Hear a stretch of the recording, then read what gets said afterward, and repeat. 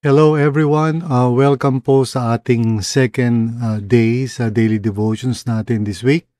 So we are reflecting on the preaching of Pastor Regina last Sunday. At today, ang ating passage ay mula sa Philippians 4 verse 6.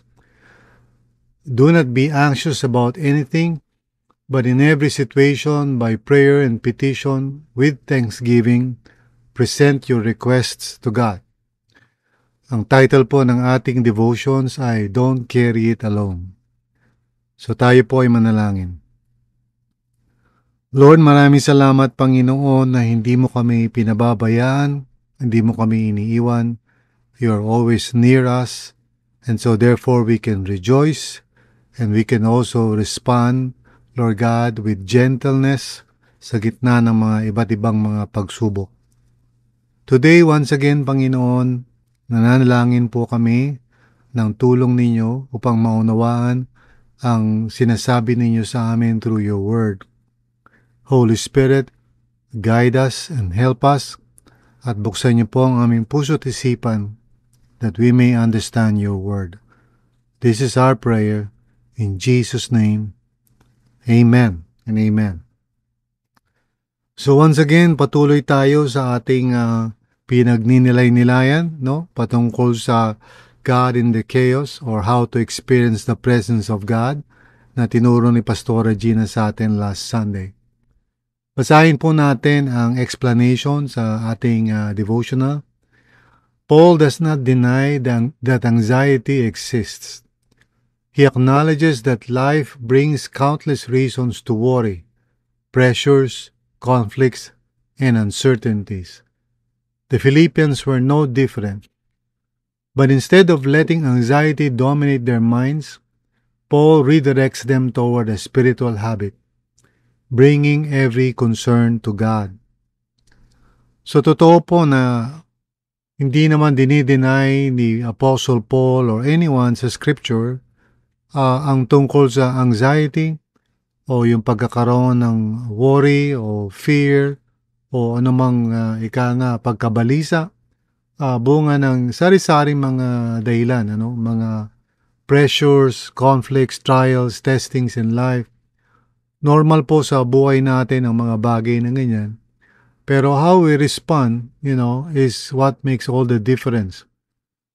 Dahil ang sinasabi ni Paul ay kung sakali mang may mga nagtitrigger na anxiety sa atin, sabi niya, do not be anxious about anything, but in every situation, by prayer and petition, with thanksgiving, present your requests to God. In other words, ang response natin sa gitna ng mga problema at nagbibigay sa atin ng anxiety is to come before the Lord and to seek empathy from Him.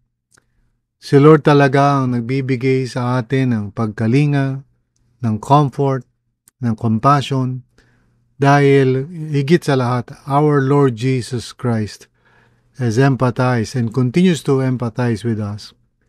Dahil siya ay naging tulad natin. He became like us, in every way except sin. So sabi sa explanation ng ating devotional, prayer is the general act of turning to God. Petition means crying out honestly and specifically. Thanksgiving reminds us that we are not asking a distant deity for help, but a faithful Father who has shown grace countless times before. So we come before the Lord, we seek His help. Ang prayer po ay hindi last recourse. Hindi po ito yung parang pag wala na tayong magawa saka tayo magpipray. Prayer is our first response in times of difficulty. Prayer is our cry to the Lord na alam natin He is our helper, our shield, our refuge. So instead of trying all kinds of things sa sarili natin lakas, and then kapag naubusan na tayo, then we cry out to the Lord, i-reverse natin yung ating sequence, Let's pray. Let's seek the Lord and ask His help. At kung ano man yung kailangan natin, sabi ng salita ng Diyos, present your request to God. So we present our request. And then if the Lord leads us or guides us to to do anything as part of our cooperation with God's grace, then we do that, no? By faith. Pero ang una nating response ay dapat panalangin. Because prayer brings us into the presence of God.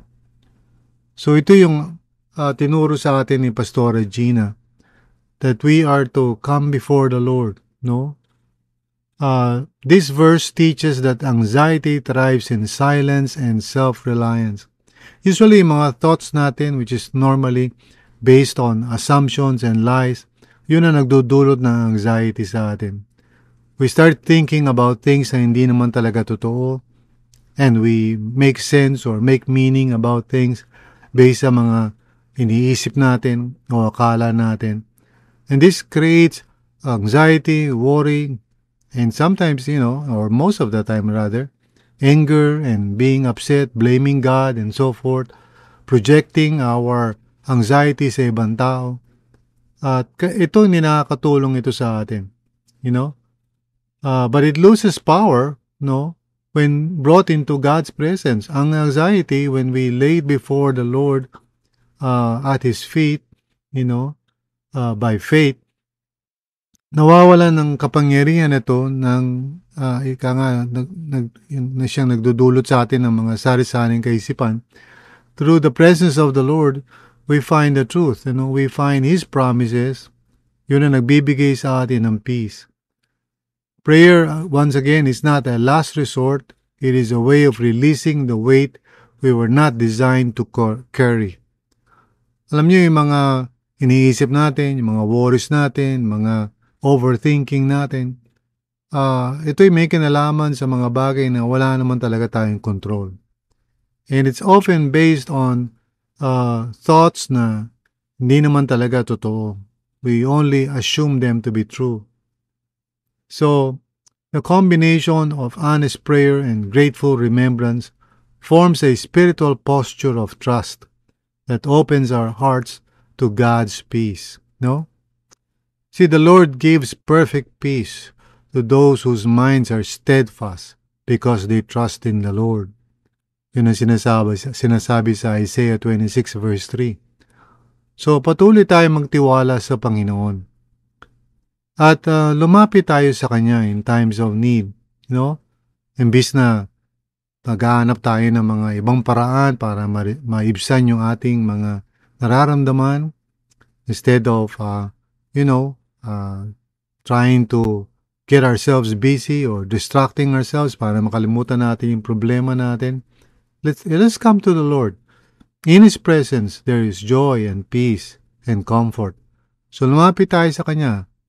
Pag tinignan natin yung mga psalmist, pag tinignan natin ang Psalms, makikita natin doon ang mga believers coming before the Lord with all their, negative feelings, and they just blurt it out before the Lord, in honesty and authenticity. Ganun tayo dapat, So in practical application, write down one specific worry on a piece of paper. Maybe you're worried about your finances, or your health, or some relational issues, o anumang bagay. Write it down on a piece of paper. Pray about it, thank God for His faithfulness, and then place the paper inside your Bible as a physical sign, of entrusting it to Him. So gawin nating discipline yan.